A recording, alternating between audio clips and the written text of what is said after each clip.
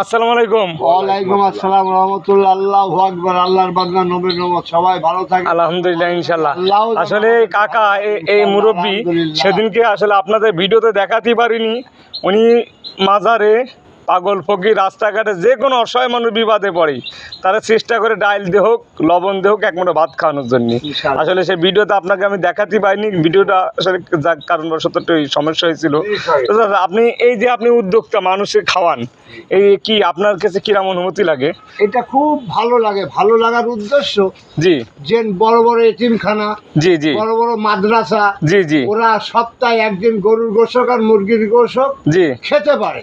কিন্তু রোড ঘাটের পাগল, জি রোড ঘাটের পাগল ভিখারি শুয়ে থাকে, অসহায় ব্যক্তিরা, এরা কখনো সপ্তাহে একদিন, বছরেও একদিন তাদেরকে গোস্ত মেলে না। তাই আমার খুব পরিশ্রমের পয়সা দিয়ে আমি পাগল ফকিরকে খুব ভালোবাসি। যাক, ইনশাআল্লাহ, আসলে খুবই ভালো লাগলো। কি এবং সব মাজারে মাজারে। আপনি পেশায় কি করেন? আপনি পেশায় কাঁচামালের ব্যবসা করেন, তাই তো? যাক, আপনার এই উদ্যোগ খুবই ভালো লাগলো আমার, যে আপনি যাক, আপনিও এখানে গরিব মানুষ। হ্যাঁ, আমি একটা গরিব মানুষ, কিন্তু একটা গরিব মানুষ কষ্ট দুঃখ বোঝে।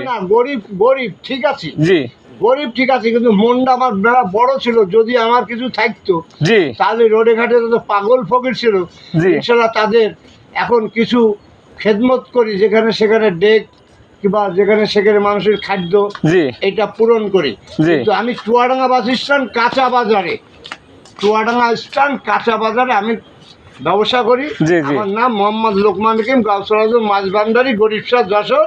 এ হচ্ছে আমার অরিজিনাল পরিচয়। ইনশাল্লাহ ইনশাল্লাহ, খুবই ভালো লাগলো যে আপনি মানুষের পাশে থাকেন। এটি তো আমাদের লক্ষ্য। মানুষের পাশে থাকতে পারে সেই তো প্রকৃত মানুষ। আচ্ছা, তাই ভালো থাকবেন ইনশাল্লাহ। আলহামদুলিল্লাহ। আল্লাহ